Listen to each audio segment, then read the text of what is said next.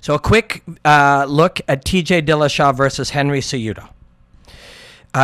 We're going to call this TJ Dillashaw versus Henry Cejudo fight analysis or fight breakdown or something. But really, right now, I'm just looking at them as individuals. Will we get to the part of how they match up? Maybe we will. But if you're just joining us in this segment, maybe you want to check out Water, the study of martial arts. But in that, we were talking about creativity and innovation and how it happens on a big scale. In the machine, the organism of fighting itself. How does this happen? What are the mechanisms at play? And sometimes they are creativity versus, fundamentals in the coaching-fighter relationship. And often they are belief systems. If we all believe the front kick doesn't work, none of us do the front kick. But if none of us do the front kick, you're never training against the guy who throws front kicks, which means that shit's going to work. Right? You make it true. Your truth becomes an untruth by you believing what you believe to be true way too hard. Sidekicks don't work. If our whole room believes that, nobody throws sidekicks at me. If nobody throws sidekicks at me, I don't have the fucking experience dealing with sidekicks. Therefore, when someone gets good at sidekicks, they're gonna fuck me up. And it's true of spinning kicks. We also talked a little bit about the relationship, and in the long form of this, it's actually really good for me to try to recap. It's something I wanted to do more of, because it helps me refine my own erratic, excitable, curious thinking. We also looked at the relationship between experimentation and fundamentals, and fundamentals are not fundamentals forever. And I know some people will disagree with me on that, but fists up were once the fundamentals, and they are not. Keep up your hands were once the fundamentals, and then they weren't. In Taekwondo, keep your hands down, move your hips a particular way are the fundamentals, but that doesn't work in a context where enough things have changed. Fundamentals are not fundamentals. There are some undeniable truths, like, if I'm standing on one leg, I will be in less balance than two, and a number of things. If I get hit, sometimes that can affect the way I perform. There are truths in the world, but fundamentals are not fucking forever. And when you laugh at the things that people called fundamentals, that when you watch a boxing video in 1920, people will laugh at what we call fundamentals today, just the same. Now, Henry Cejudo, but what those people refer to as fundamentals of fighting, roots of it today, Henry Cejudo has anchored his whole game in that. And that means he's a man of the moment. He is a fucking fighter of the moment. The beliefs that are out there of blending his lifetime of what are the fundamentals of the moment in his original art of wrestling, with here are the fundamentals of the beliefs that people believe to work today in the fundamentals of boxing, and they've built this brilliant fighter. And he used all of that along with strategy and along with tactics. And I was in the conversation with his coaching team during that process, and I saw what they were doing. Some of it was given to me, not specifically confidential, but with enough that with my appreciation of them and their work, I will embrace the things that I learned from being exposed to what they were doing and hope to share them in ways that will come out in the future without giving away what they were working on. But I saw how brilliantly they built this. He's a fighter of the moment, on the front end of the moments of what is going on in what people believe to be true about fighting right now. TJ and Dwayne, I've told this story before, but and it's, I don't know if it properly does justice, but I've had, half a dozen to a dozen conversations with Dwayne. Some have been 10 minutes, some have been 15, some have been 20, some have been 3, but and I've watched him train and work and studied what he's doing, and he is 3 or 4 steps of understanding 2021 and 2023 and what the behavior and the knowledge of people will do as it goes forward. Dwayne, if Henry Cejudo is a fighter of the moment, which is a good fucking place to be, because this is the moment, TJ and Dwayne want to live just the right amount in the future. Just enough that when Saturday night, January 19th arrives, they're living in that moment based on you believing what you believe to work, and they'll have the answer for it. It can't be too far ahead because a lot of what TJ does relies on knowing that you will behave in certain ways. Okay, so please forgive me if my esoteric nature takes this too far, but essentially, TJ is not about what punch he throws or what kick he throws or how good's his wrestling or any of these things.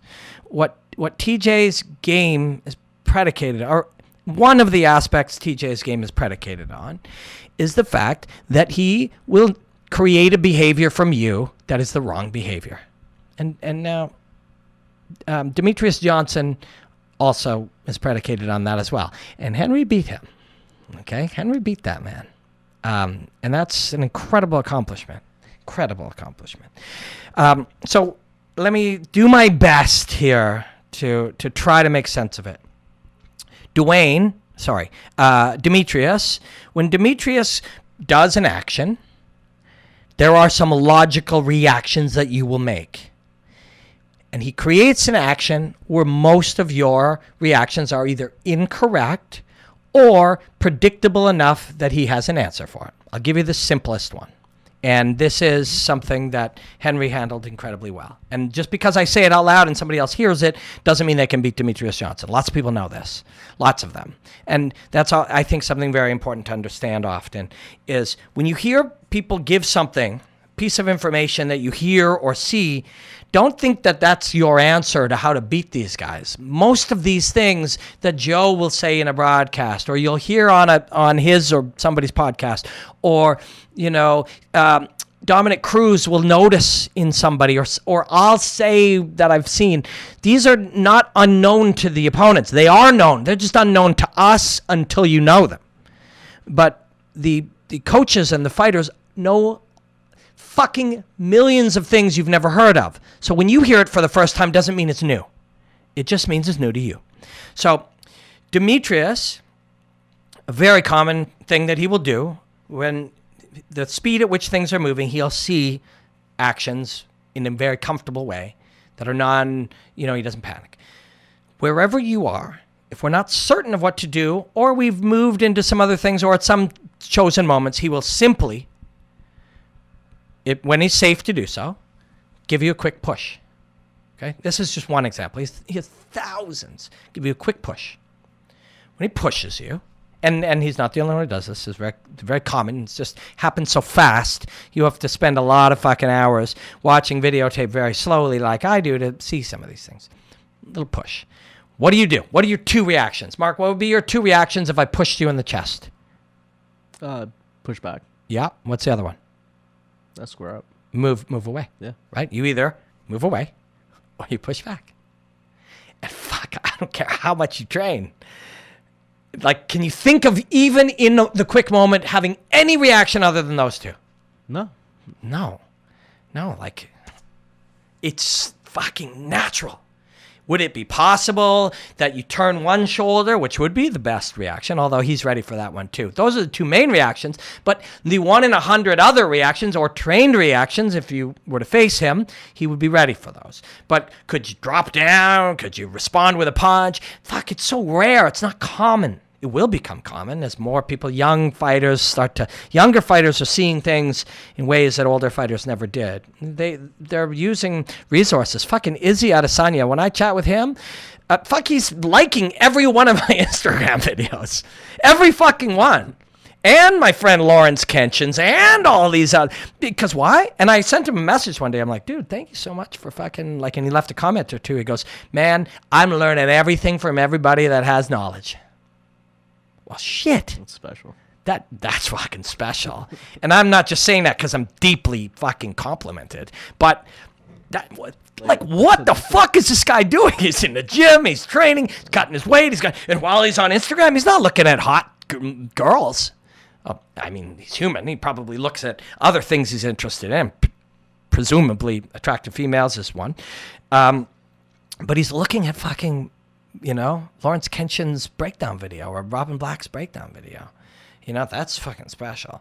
But so these guys are consuming some guy, me and Mark are sitting around spending thousands of hours combing over videotape to find these little things. Well, he doesn't have to spend those thousands of hours. He just finds resources, video, people, ideas, podcasts, whatever, and fucking lives to consume all of that shit. Doesn't need it all. A lot of it is useless. A lot of times I'm sure he's watching mine or anybody else's and going, yeah, he already knows that, but another angle of it, another perspective, somebody he trusts. It's good to keep it in the bank. Yeah. These guys are learning crazy things. But so now we do that, and we have only a couple of reactions. If I move into him, it's a great time for him to body lock me and take me down.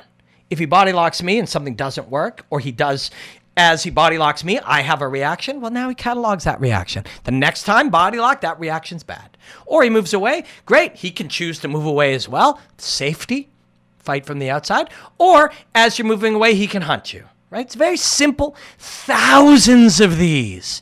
Thousands. The best have. Some of them, they couldn't even tell you. Some of them, Anderson Silva, especially the older guys they would say, oh, I don't know, I just feel it. Demetrius will fucking flare an elbow in such a way. I mean, shit, if you've anybody who's studied any martial art, if I pause for a second and say, describe to me how you move from half guard to knee on belly, you'll say, well, I move my thing here and then I put my knee there. Yeah, but when you really think about it, there's a little shrug of the shoulder, a little pull of the thing, a little fake of this thing. There's something that will reveal a thought processes behind there. Yeah. Thousands of them. There's a video out there of Roy Jones talking to Rashad about how he utilizes his jab. Cool. And he's like, the reason why it's so effective is because I don't think about it. It's like when I throw it, it's when my mind isn't thinking. Yeah. Oh, fuck. Just amazing. And that's where these guys are at. So TJ, and again, this is my fucking channel. Mark and I are the only two here. Yes, this is a TJ Dillashaw versus Henry Cejudo fight breakdown, but it's whatever we want it to be. And there are so many people who mention these meandering thoughts and encourage me, and I thank you. But man, so the reason I say that is because I'm like, oh yeah, TJ. I started out talking about TJ.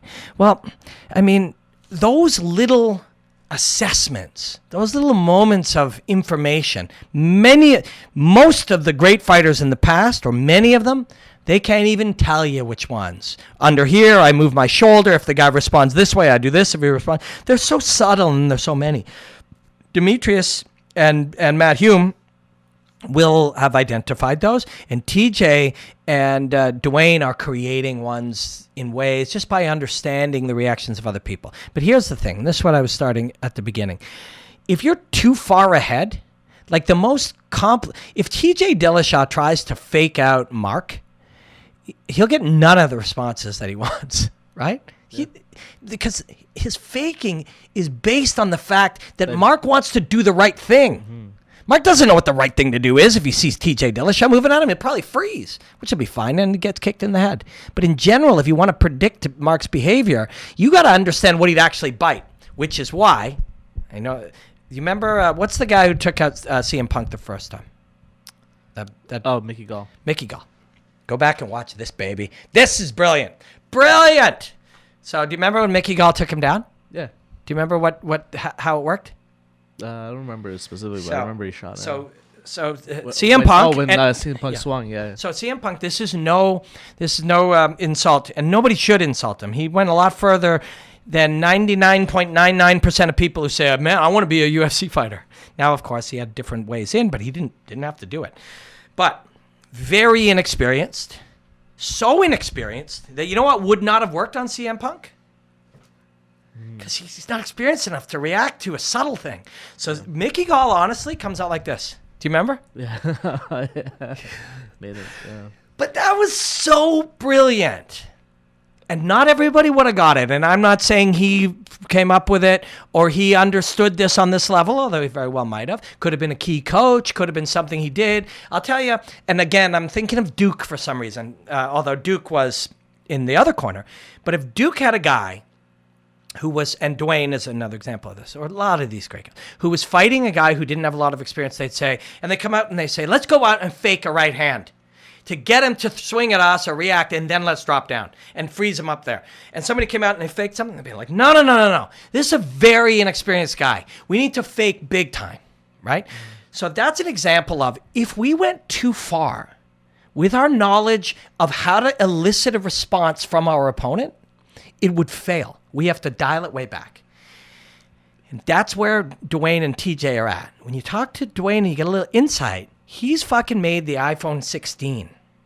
But you can't release the iPhone 16 until you release the iPhone 9, the iPhone 10. So what TJ and Dwayne would do would be to incite something to get an expected response. They just need to know what that response is. Being so advanced where the response can now be a variable that you are now not prepared for. Exactly. Or the response doesn't happen because you need to properly gauge what he knows and what he believes for your stuff to work. Now, other times, I talked to Mark Henry when Frankie Edgar took out Chad Mendes. And they said Chad threw a very wide right hand, so they trained. And he said, it's not fucking easy to take somebody, whatever you know, and train you to do something different. But he said, we were putting Frankie's head on a wide path to a wide right hand to line it up to him, knowing that Chad throws a wide right hand, and we're creating a path for your head where Chad's right hand will miss. And we trained Frankie to go right when he spotted Chad's right hand. Dangerous. We're going to go right hand versus right hand with Chad Mendes. That fucking dude hits insanely hard, and he's retired now. Thank you for a great career, sir. He would hit insanely hard when he would be planted. Man, the right hand out of the alpha male guys, I don't know where that thing came from, but it certainly suited their wrestling style and their wrestling body type, and how they grew up as a similar, athlete through a similar time. But so they chose to create a path for his head. And you don't just go, well, throw a wider right hand. You got to train that over and over. They said it was...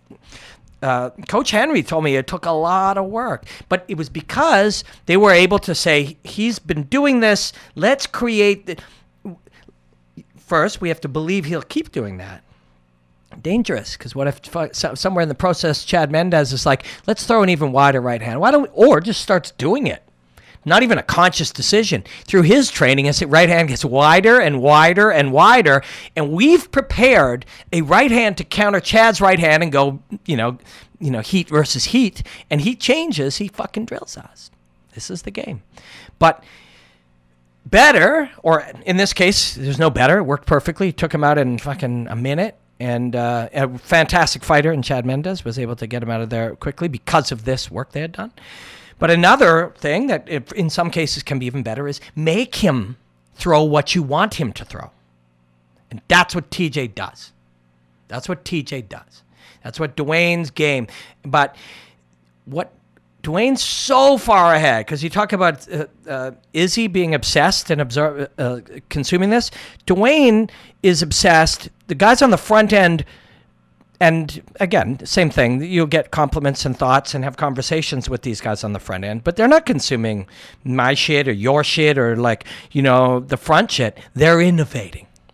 And to innovate is to understand where to properly predict or at least learn mid-fight where Henry is now and lead him where you want him to go. And I know this sounds nebulous. What would be better, right hand or left hand, or how does he defend the takedown? This isn't what it's about. It really isn't. It really isn't. And it's really important to know that the conversations we are having are, I think it was Jordan Meehan who might have said this to me. It's like there's two worlds. There's the real world of how fighting is examined, discussed, planned, and strategized, and then there's the kind of fake one that you see in the internet. Yeah, the stuff that gets you hyped up for the fight. Yeah, the discussion that sells the tickets. Yeah, but that's also true when we talk about fighting, and this isn't a unique to fighting thing. When we watch television and or do it as fans, I don't know football, but I've seen them do it. You know, these guys have an unbelievable running game, and if they can get their guy going, this will happen. But he often splits this thing. That's not what the coaches and the team saying. Because that's not compelling to them. Like, you know, that's what's compelling to the fans. Yes. And so a language begins. But this is not the truth. You know, and I'm not judging. The way you'll get to these truths is through a path. You know, what's better, TJ's footwork or Henry's wrestling? That's a television talking point. That will prevent you from trying to get to the truth. The truth is complex. The truth is nebulous. The truth is about things we don't know about. But we have to find out about them. I do my best to find out about them, and then I do my best to explain them. I'm not doing it to be misleading. I'm not doing it to be weird. I'm not doing it to be different. I'm trying my very best to make sense of some very complex things, and I don't always succeed. But what I've tended to do over the last few years is start these conversations, and then Brian Stan would pick it up and be lit and excited by it and carry it on. Or Joe might get a weird little idea from some complex thing, the stupid thing that I say, and like it and go down a path. Or, you know, some of the fighters will start use different language when they're looking at things. And I think the best goal that I can have here to achieve what I'm trying to achieve is to try to influence the influencers. Because this is what's happening. They're not sitting, Dwayne is not sitting around going, what's the most important thing? Well, we got to defend the takedown. When I first started fighting, they said, what's the game plan? And I said, get the takedown. It's not a fucking game plan. That's not a game plan. It's not a game plan, you know? Keep it standing is not a game plan. Defend the takedowns is not a game plan. You know, stuff the takedown is not a game plan. You know, use my sidekick is not a game plan. This is just shit we say as we watch it as viewers. Yeah, fighting's too fluid to have a game plan. You can have an idea of what you'd want to do and what skills you would like to show off. Yep. But that's as far as it goes. Keep it standing is a goal. Yeah. It's a goal. That's a goal. It's an aspiration. It's an aspiration. Wouldn't it be fucking great if I could keep it standing? You know, get the takedown is a goal. It's something I would like to achieve. It's not a game plan. Game plans and sub-game plans and plan A and plan B and different tactics and things you run. But so I just was watching one and I just commented on Dwayne's. So Dwayne was a quick public service announcement. Dwayne was taken off Instagram. Duke Rufus was taken off Instagram. Hightower. Dr. Hightower was taken off Instagram. This is all because of posting content? All because, and there are others, but those are the ones that I know about. So please go follow those three. They must have backup pages. They all have backup pages up, and they all put together some wonderful stuff. So Duke Rufus, Dwayne Ludwig, or Bang Muay Thai might be called now, and Dr. Hightower, all were removed from Instagram. What happens is an off topic, I realize, but it might be of interest. What happens is when the UFC views their footage as their intellectual property, I was taken off Instagram at one point as well. I had the good fortune of having some friends and people there and legal advice. And it was not easy. But I was able to thankfully get back there to be able to share my things. And now I don't put up any UFC footage at all. I've had 55 million views of my breakdowns, and of the last 10 months, none have been UFC. Yeah. The only stuff that gets reported now is people that get superly sensitive about the street fights and stuff like that. Yeah. You know, so I'm up. I noticed Dwayne put something up with one of his Bellator fighters the other day. Listen, I'm not here to complain about the UFC. I work proudly for their broadcast partner in Canada, TSN. But I also know that things are complicated when you as a business sell those rights to somebody that changes things. But they are making unhappy. They're taking good allies and making them unhappy. And that's got to have some value. They're not doing it on purpose. They're not doing it to be evil. This is a part of a complex structuring of their business where these things they believe they have the right to sell them to partners as part of a deal. I understand that. But man, Dwayne Ludwig, Robin Black, Duke Rufus, Dr. Hightower, and there are many. Some fighters have been taken off at some point. And I'm not saying this to shit talk them. They're I like doing analysis of their stuff. I love it. I would love to do it every day. But when you inadvertently take allies and make them unhappy, or make them not allies, or make them mad, there has to be a cost in there. And eventually what happens over time is that cost is weighed against the cost of whatever income you make. I forget, it's called gray value or something in business. There's a name for it. The thing you can't measure, but whether it's good or bad, like when you do something really positive for your audience, can't measure that, but it's got value. And it's true when you go the other way. So, but anyways, let's understand that the world is complicated. Business is ultra complicated. For the most part, people are not evil and trying to do shit to us. It was a very valuable thing for me when I learned that. But so let's not get mad at them. It's not an evil corporation.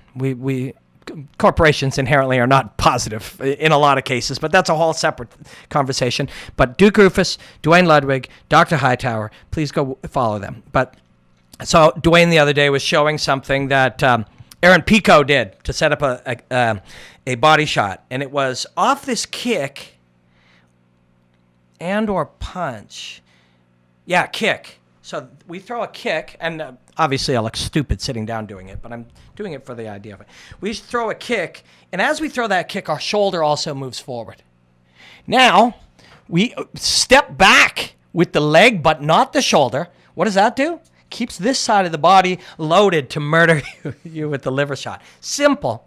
But if you really are interested in where this stuff is going,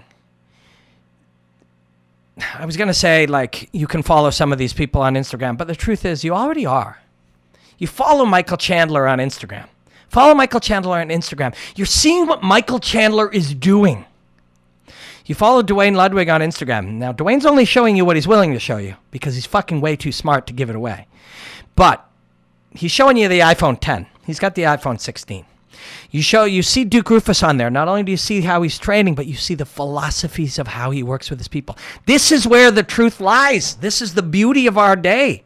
You do not need to follow some website where some kid talks about, this guy had more volume and this guy, if he can stop the takedown. None of that's what's happening. The truth is in these guys' worlds. And it's all there for you now. And you don't have time to consume it all, but it's there. And that's where the truth lies. And I'll say this sometimes, I'm like, there's no such thing as takedown defense. That's not real. And somebody will say, well, Daniel Cormier said it's real, so therefore, he knows more than you. Yes, he fucking does know more than me, infinitely more than me about how to use the art of wrestling. But he does not know more than me about how to use language to describe martial arts. And I don't mean that to be detrimental to the greatest champ and the greatest man, one of the greatest men I know. But I've dedicated my life to trying with everything I have to figure out the way to describe the truth. Dan's doing what you do on TV, which is say, oh man, nice takedown defense. Dan knows full well. If he yells from the corner, defend the takedown, he's given the man only one job, a pass or fail job. A binary job, success or fail. And sometimes when all else is on the line, he will do that, or people like him will do that. But the rest of the time, that when somebody's trying to take you down, I may want to punch him or stop him, reverse him, wrestle him, fatigue him. I have thousands of possible jobs. And as a great coach, you will allow me to explore all of those. If you say defend the takedown, that's what I'll do. But defend the takedown is a goal. It's not a type of fighting. It's not a thing. Great takedown defense means great job achieving your goal. There is no such thing as takedown defense. There is wrestling. There's wrestling with a goal. Anyways, I don't know where the fuck I'm going today, but this is a fucking incredible pleasure for me. Sometimes people come away from these chats and they say, I really learned something that was really cool. Or sometimes they come away and they go, dude, you went way off the deep end that time. But I get better by doing this, and that's why I thank you. I get better at doing this. And I don't know if you heard somebody yelling at hello in the door, but as we're wrapping up, my wife is getting home. My dog will bark. Don't worry about him. But I get better by going down these roads. And I appreciate it deeply. It means a great deal to me. And it really means a lot to me that some people want to be along for the ride, because it is a journey. I'm not sitting up here compiling a bunch of shit that I'm going to tell you because that's my job or because that's what I've been assigned to do. I'm exploring it, looking for truths as best that I can, and not always succeeding. But it's an incredible pleasure. And I thank you so much for spending time with me. Until next time, enjoy the hostilities, my friends.